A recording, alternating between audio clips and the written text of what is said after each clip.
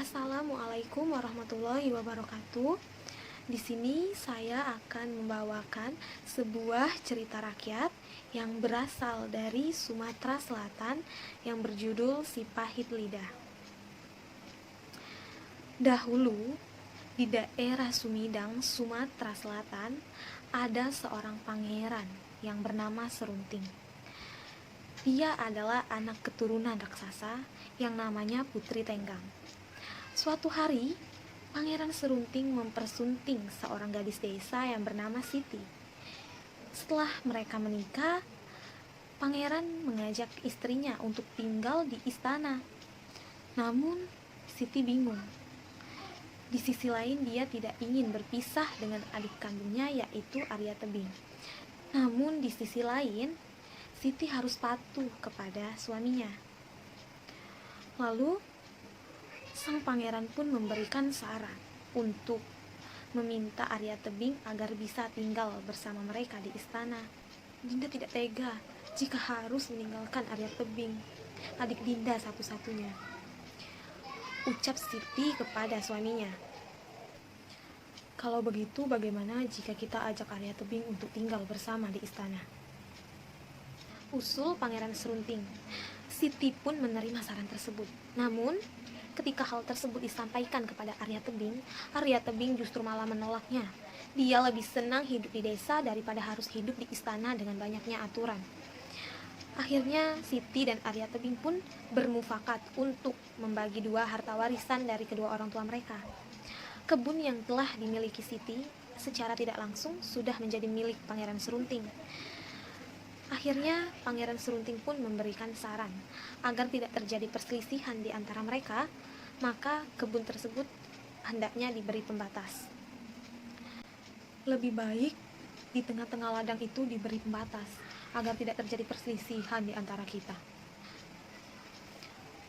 Saran yang bagus, Kanda. Keesokan harinya, Arya Tebing dan Serunting pun pergi bersama menuju kebun dengan membawa pembatas kayu. Lalu ditancapkanlah pembatas kayu itu dalam-dalam di tengah ladang tersebut. Beberapa hari kemudian, pada kayu tersebut tumbuh tanaman cendawan atau jamur. Namun, cendawan yang ada di kebun Arya Tebing tumbuh dengan cendawan emas. Sedangkan cendawan yang mengarah ke kebun Serunting hanyalah cendawan biasa. Arya Tebing pun menjual cendawan tersebut. Ia pun menjadi kaya raya. Dengan keadaan yang dialami oleh adik iparnya itu, Pangeran Serunting tidak terima dan Pangeran Serunting merasa sangat iri. Suatu hari, Serunting mendatangi Arya Tebing yang sedang memetik cendawan emas di ladangnya. Ia sudah tak tahan lagi menahan rasa iri yang menyelimuti hatinya. "Hai Arya Tebing, apa yang telah kau lakukan terhadap cendawanku?" "Apa maksud Kanda? Aku tidak melakukan apa-apa terhadap cendawan Kanda." "Ah, bohong kamu. Pasti kamu yang telah membalik pembatas kayu itu dan melakukan perbuatan curang agar cendawan emas itu mengarah ke ladangmu." Arya Tebing pun merasa bingung dengan tuduhan yang telah dituduhkan kepadanya. Ia merasa tidak pernah melakukan perbuatan itu, dan ia tidak pernah merasa membalik kayu pembatas itu. Cendawan emas itu tumbuh dengan sendirinya. Meskipun Arya Tebing sudah menjelaskan dan meminta maaf, tetap saja Pangeran Serunting tidak terima. Bahkan Pangeran Serunting ingin mengajak Arya Tebing untuk berkelahi.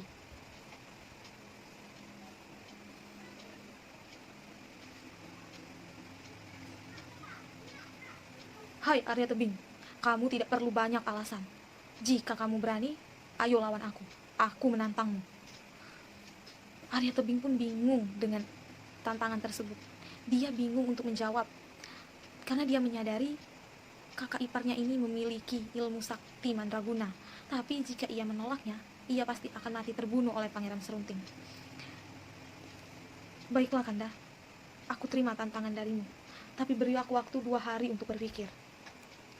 "Baik, jika itu mau kamu. Latihlah kemampuanmu sampai waktunya tiba." Sejak saat itu, Arya Tebing pun sulit untuk memejamkan matanya.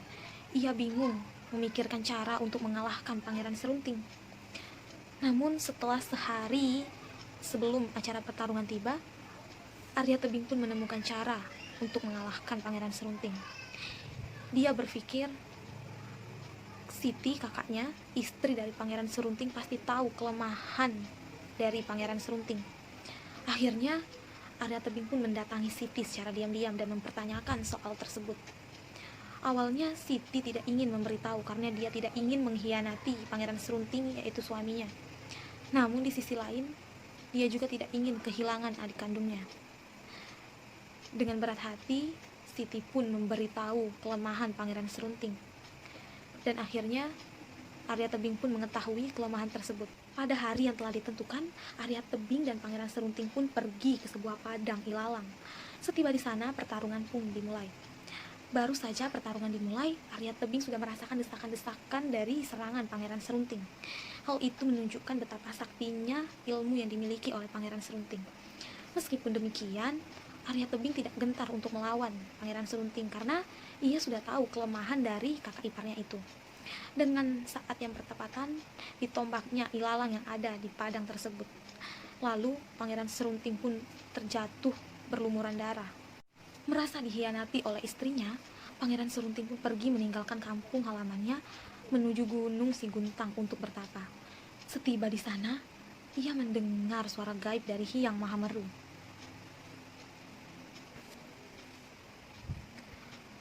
Hei anak muda, maukah engkau mendapatkan kekuatan gaib?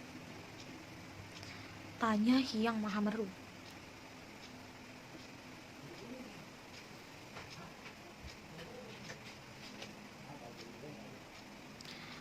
Saya sangat mau, wahai Sang Hyang Mahameru. Baiklah, tapi ada syaratnya, yaitu engkau harus bertapa di bawah pohon bambu hingga daun bambu itu menutupi seluruh tubuhmu. Tanpa berpikir panjang, Pangeran Serunting segera menyanggupi seluruh persyaratan itu. Setelah itu ia langsung memulai tapanya dengan penuh konsentrasi. Segala bentuk kehidupan di dunia sudah tidak ada lagi di dalam ingatannya. Rasa lapar dan dahaga pun sudah tidak dirasakannya lagi. Semakin lama ia semakin larut dalam tapanya, sehingga tidak terasa 2 tahun telah berlalu. Saat itu pula, seluruh tubuhnya telah tertutupi oleh daun-daun bambu yang telah berguguran. Sesuai dengan janjinya, Sang Hyang Mahameru pun mendatangi Pangeran Serunting kembali. Wahai anak muda, karena engkau telah berhasil melakukan persyaratan dengan baik, maka kini saatnya aku akan mengirimkan ilmu kesaktian untukmu. Kesaktian apakah itu, wahai Sang Hyang Mahameru? Apapun yang engkau ucapkan akan menjadi kutukan, jawab Hyang Mahameru. Dengan perasaan yang gembira, Pangeran Serunting pun pulang ke kampung asalnya. Di perjalanan pulang, terbesit di pikirannya untuk menjajal kesaktian yang baru saja diperolehnya. Saat menemui hamparan pohon tebu di tepi danau, ia berkata, "Jadilah batu, wahai pohon tebu," ucap Pangeran Serunting. Berkat kesaktian yang dimilikinya, hamparan pohon tebu itu berubah menjadi batu. Oleh karena itulah Pangeran Serunting diberi julukan si pahit lidah, karena kesaktian lidahnya itu. Selanjutnya ia mendapati sebuah bukit yang tandus dan gersang. Bukit itu bernama Bukit Serut. Lalu ia mengubah bukit yang tandus dan gersang itu menjadi hutan yang belantara. Selanjutnya, ketika sampai di suatu desa, ia memenuhi keinginan sepasang suami istri yang sudah tua. Mereka menginginkan seorang anak. Lalu dengan kesaktian lidahnya, si pahit lidah pun mengubah sehelai rambut nenek itu menjadi seorang bayi laki-laki. Begitulah seterusnya. Di sisa perjalanannya pulang, si pahit lidah terus melakukan hal-hal baik kepada sesama makhluk hidup. Setiba di kampung halamannya, rasa dendamnya kepada Arya Tebing pun sudah hilang seiring dengan perbuatan baiknya. Di sepanjang perjalanan, ia pun meminta maaf kepada adik iparnya itu dan juga kepada istri tercintanya.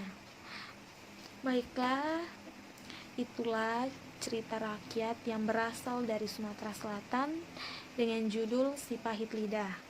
Wassalamualaikum warahmatullahi wabarakatuh.